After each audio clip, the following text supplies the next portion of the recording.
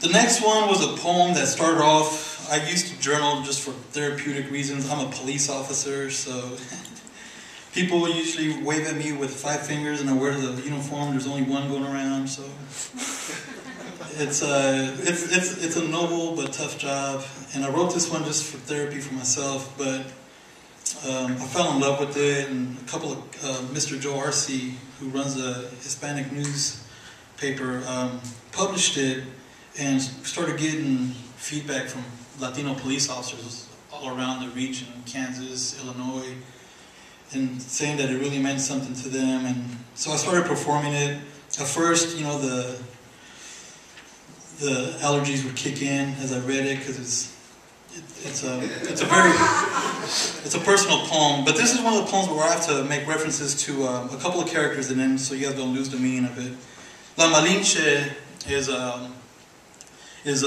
was an Aztec princess, an Aztec woman who was captured by the Spaniards, and actually she was sold to the Spaniards by the Aztecs, and they used her to translate. And everybody called her, like, she's the symbol of betrayal, because she taught them, you know, she helped them conquer the Aztecs, basically. But you know what? They sold her into slavery, and she was surviving. So I think she catches a bad rep, depending on who you talk to. If somebody calls you Malinche, it's like, you sell out Benedict Arnold. She's the Benedict Arnold figure of the Aztec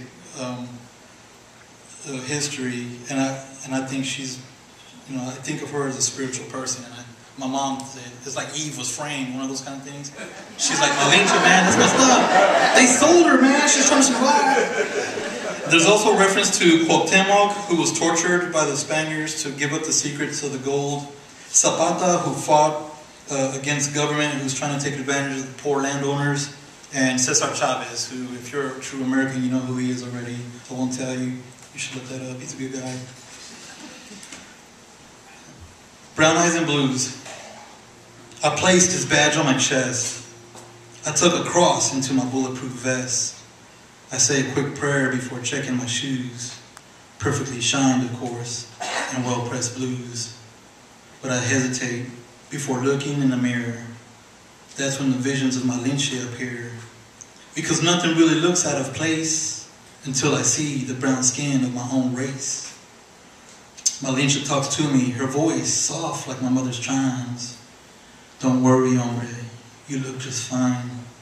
Don't worry what people say, that's beyond your control. Then why is my heart waging war with my soul? Brown Eyes and Blues, what's wrong with this picture?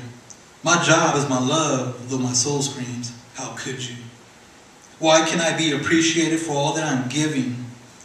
And why am I so proud to get shot and spit on for a living? When I wear the badge as I stroll through the barrio, Malinche walks beside me. Don't worry, mijo, I'll guide you.